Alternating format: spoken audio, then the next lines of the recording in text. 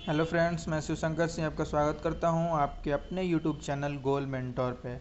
तो दोस्तों, इस वीडियो में हम पढ़ेंगे, इस वीडियो के माध्यम से हम जानने का कोशिश करेंगे विद्युत तथा परिपथ यानी कि एनसीईआरटी के साइंस के सीरीज में हम आज क्लास 6 का 12वां चैप्टर पढ़ने जा रहे हैं, जिसका नाम है विद्युत तथा परिपथ यानी कि इलेक्ट्रिक और उसका जो सर्किट होता है यानी कि परिपथ होता है, उसके बारे में हम जानेंगे। तो सबसे पहले विद्युत यानी कि विद्युत को जान लेते हैं कि विद्युत क्या है।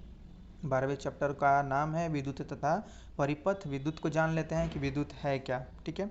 आवेशों के मौजूदगी, आवेश यानी कि आप जानते हैं दो तरह का होता है। आवेशों के मौजूदगी और बहाव से जुड़े भौतिक परिघटनाओं के समुच्चय को विद्युत कहते हैं। फिर से एक बार सुन लेंगे। आवेशों के मौजूदगी और बहाव से जुड़े भौतिक परिघटनाओं के समुच्चय को विद्युत कहते हैं। ठीक है। ये तो आपका विद्युत हो गया। फिर आपका आता है इसमें विद्युत धारा। ठीक है, इलेक्ट्रिसिटी हो गया। फिर आपका विद्युत धारा आता है। अब विद्युत धारा किसको कहते हैं? ठीक है, विद्युत आवेश के गति या प्रवाह को विद्युत धारा कहते हैं। विद्युत आवेश के गति या प्रवाह को क्या कहेंगे? विद्युत धारा कहते हैं। अब इनका हम अध्ययन करते हैं। ये पूरा का पूरा इसमें आपका कैसे इलेक्ट्रिक एक सर्किट बनता है, कैसे आप माइनस प्लस यानी पॉजिटिव निगेटिव जो धन और ऋण होते हैं, विद्युत सेल इनका कैसे ये काम करते हैं, कैसे एक परिपथ को बनाते हैं, इसको हम जानने का कोशिश करते हैं। इसमें सबसे पहले आप चेतावनी को पढ़ लीजिए। चेतावनी को जान लेते हैं। आपने विद्युत खंभों, विद्युत उपकेंद्रों तथा अन्य स्थानों पर इस प्रकार का चिन्ह देखा होगा। इस प्रकार के चिन्ह को आपने देखा होगा, क्रॉस वाला हड्डी। यह दर्शाता है कि विद्युत का उपयोग उचित रूप से न किया जाए तो यह अत्यंत खतरनाक हो सकती है। यदि विद्युत तथा विद्युत युक्तियों को सावधानी पूर्वक बरता जाए तो यह गंभीर चोट अथवा मृत्यु का कारण बन सकती है। असावधानी पूर्वक बरता जाए तो यह क्या होती है कि चोट अथवा मृत्यु का कारण बन सकती है। अतएव आपको कभी भी विद्युत के तारों तथा सॉकेट आदि से प्रयोग करने का प्रयत्न नहीं करना चाहिए। ठीक है, अतएव आपको कभी भी विद्युत के तारों तथा सॉकेट आदि के प्रयोग करने का प्रयत्न नहीं करना चाहिए।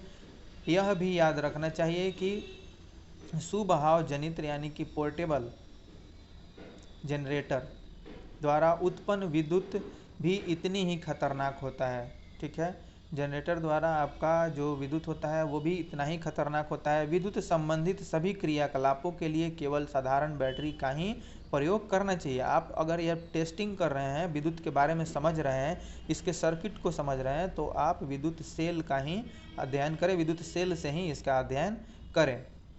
ठीक है। विद्युत सेल में जो संचित रासायनिक पदार्थ से क्या होता है, विद्युत उत्पन्न करता है। विद्युत सेल क्या करता है, अपने अंदर संचित रासायनिक पदार्थ से सेल क्या करता है, विद्युत उत्पन्न करता है। जब विद्युत सेल में संचित रासायनिक पदार्थ इस्तेमाल कर लिए जाते हैं तब विद्युत सेल विद्युत पैदा करना बंद कर देता है। ये क्या होता है कि ये रासायनिक क्रिया द्वारा आपको विद्युत सेल से विद्युत मिलता है, यानी कि रासायनिक ऊर्जा को विद्युत ऊर्जा में बदलता है।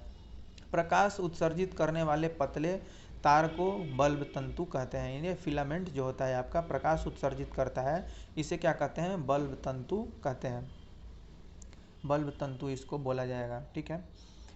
इस पूरी प्रक्रिया में आप जब एक पूरा बैटरी लेकर के और एक सर्किट को पूरा करते हैं तो वो क्या होता है, आपका विद्युत परिपथ होता है। यानी कि स्विच से होकर के बैटरी से निकलता हुआ आपका बल्ब के पास जाएगा, फिर स्विच से होता हुआ ये एक पूरा परिपथ कहलाता है। आपने विद्युत सेल, विद्युत परिपथ का ये है। आपने विद्युत सेल का एक टर्मिनल के तार द्वारा बल्ब से होते हुए विद्युत सेल के दूसरे टर्मिनल से जोड़ा है। ठीक है, धन आवेश ऋण आवेश को, और फिर उसको क्या किया है कि आप बल्ब के इस छोर को दूसरे छोर से जोड़ दिया है। इसमें सटाने के बाद क्या होता है, आपका बल्ब जल जाता है, यानी कि यह एक परिपथ पूरा हो जाता है। ठीक है।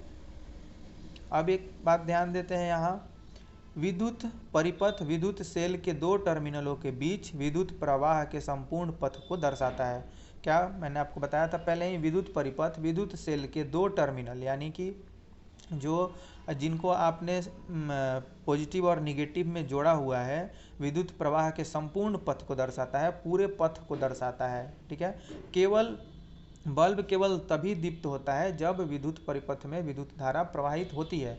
परिपथ में जब विद्युत धारा प्रवाहित ही नहीं होगी तो भाई बल्ब जलेगा कैसे? उसके अंदर थोड़ी वो दीप्त पिंड थोड़ी है कि अचानक से ऐसे ही जल जाएगा। अब कभी कभी विद्युत बल्ब क्या होता है कि कभी कभी विद्युत बल्ब विद्युत सेल से जुड़े होने के बाद भी दीप्त नहीं होता है। ऐसे कब हो सकता है? विद्युत फ्यूज होने के कारण हो सकता है, या बढ़िया से सर्किट नहीं जोड़े होने के कारण हो सकता है, अगर तार जो है यानी परिपथ भंग हो जाता है तो हो सकता है। ये सभी अलग अलग इसके कारण हैं, ठीक है, कि वो विद्युत बल्ब कब दीप्त नहीं होता है। विद्युत धारा के बारे में भी आपने पढ़ लिया। विद्युत परिपथ को आप जरूर बढ़िया से एक बार समझ लेंगे कि विद्युत परिपथ विद्युत सेल के दोनों टर्मिनलों के बीच विद्युत प्रवाह के संपूर्ण पथ को दर्शाता है, ठीक है। यानी कि जब विद्युत बल्ब आप जला रहे हैं, ये आपके दोनों यहाँ टर्मिनल हो गए, और यहाँ से जब पूरा एक परिपथ पूरा होता है तब इसको क्या कहते हैं? हम विद्युत परिपथ कहते हैं, ठीक है। ये आपका विद्युत परिपथ कहलाता है।